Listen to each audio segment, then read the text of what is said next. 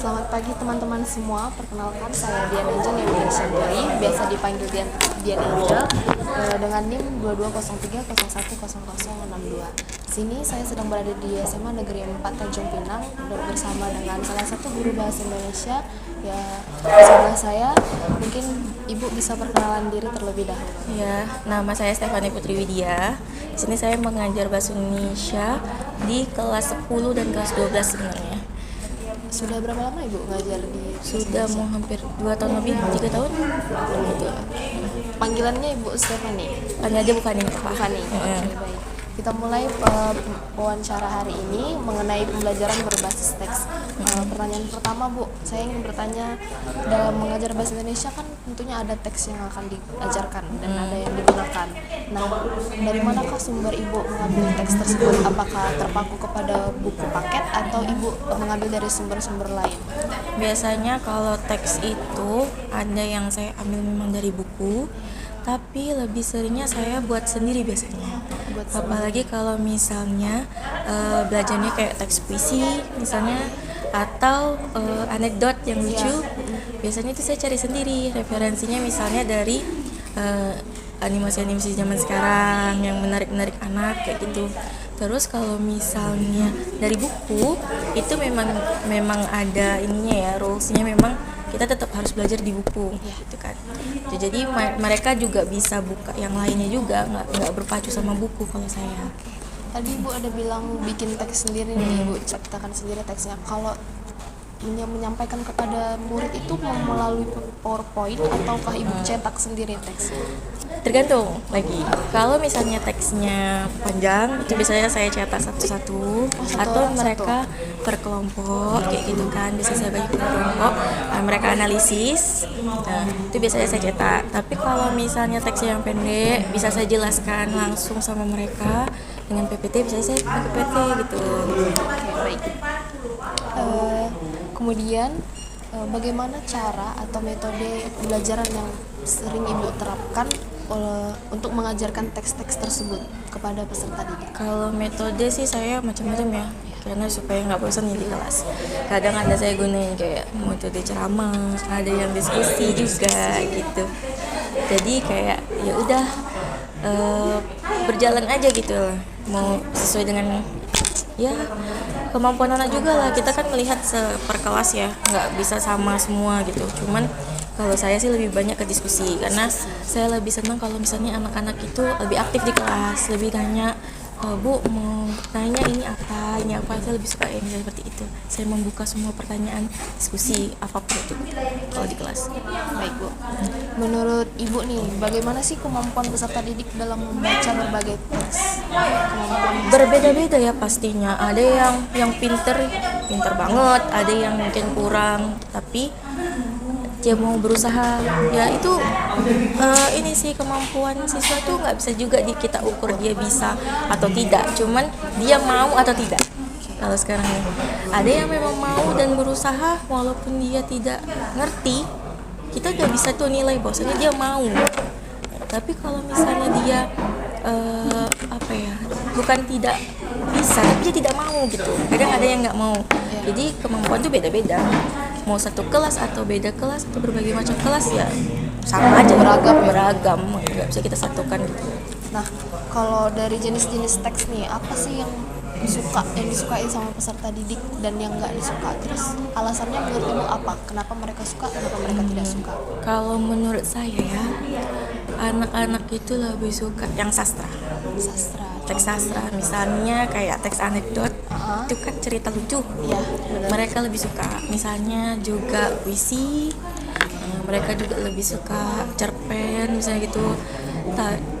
Bisa juga, ada juga yang bahasa misalnya biografi.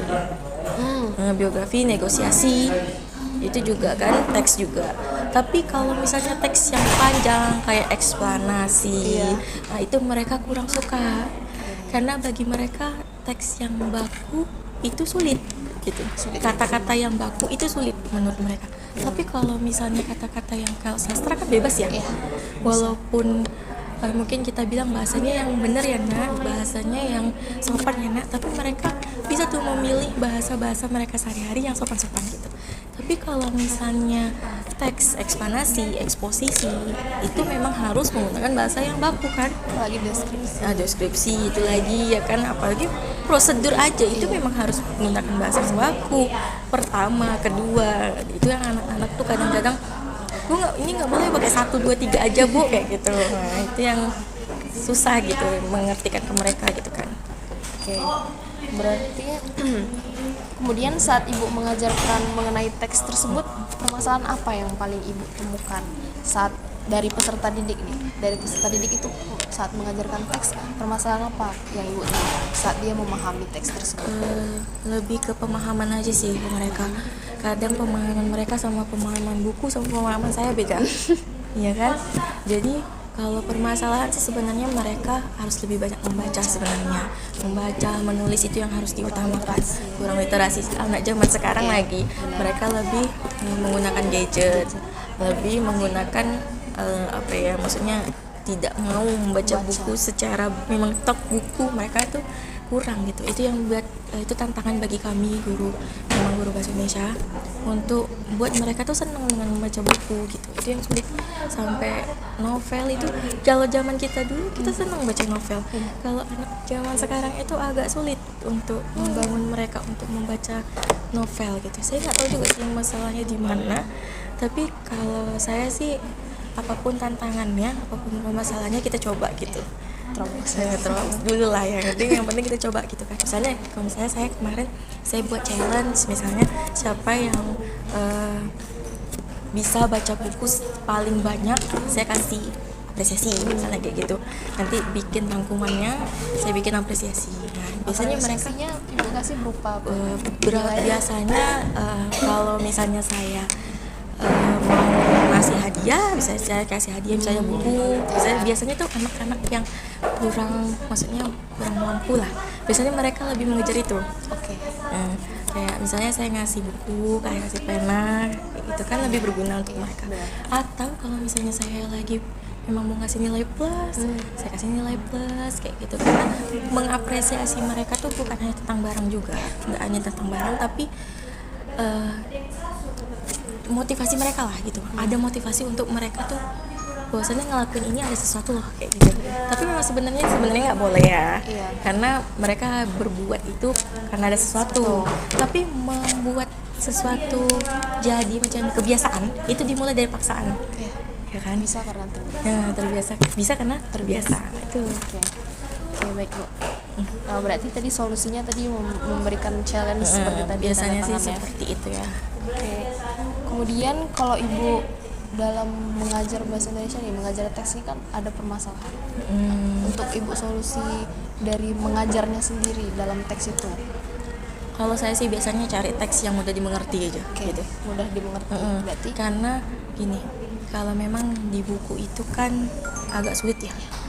Kita sendiri aja nggak usah bilang anak, kita sendiri aja kadang-kadang sulit mengerti bahasa buku. Makanya saya selalu mencari teks sendiri, tadi saya bilang di awal, supaya saya ngerti. Jadi pas anak bertanya, saya sudah ngerti duluan. Ya, saya bisa menjawab pertanyaan mereka yang ada di pikiran mereka gitu. Jadi ketika saya mengajar, saya harus ngerti dulu. Jadi nggak boleh sembarangan juga berbicara sama anak. Ya itu aja sih sebenarnya, saya cari-cari yang hal-hal yang mudah lah gitu. Oke, baik Bu. Lanjut nih, kita pertanyaan terakhir dari pembelajaran berbasis teks. Ibu sendiri ada saran nggak untuk bentuk-bentuk teks apa yang nanti kedepannya bisa dikembangkan untuk mengatasi permasalahan tersebut di SMA Negeri 4 Tanjung Pinang? Saran kalau misalnya menghadapi permasalahan di sini gitu ya. Kalau untuk teks sih sebenarnya semua teks itu sama gitu ya. Karena teks eksplanasi, eksposisi, deskripsi semua itu sama menurut saya. Cuman dia penempatannya berbeda-beda. Saya deskripsi untuk apa, eksposisi untuk apa, eksposisi untuk apa, gitu kan, prosedur untuk apa. Tapi dalam struktur dan kaidahnya itu rata-rata sama gitu ya. Mendekati aja kayak kata kerja, kata benda, kata sifat, SPOK itu semua itulah awalannya kayak gitu. Kalau menurut saya sih untuk permasalahannya yang penting membaca sih. Untuk anak-anak sekarang itu kita lebih giat lagi untuk biar mereka tuh membaca dan menulis itu aja. Membaca dan menulis. Iya, karena membaca tanpa menulis menurut saya percuma. Benar. Karena kita tidak bisa kita tuangkan apa yang kita baca. Tapi menulis tanpa membaca juga percuma. Karena pasti yang ditulis atau dibaca, yang ditulis itu artinya aneh-aneh, bukan yang dibaca. Makanya jadi penulis membaca itu satu tujuan gitu. Baik Ibu, itu saja dulu untuk wawancara mengenai pembelajaran berbasis teks. Lebih kurangnya saya mohon maaf. Sampai jumpa kembali.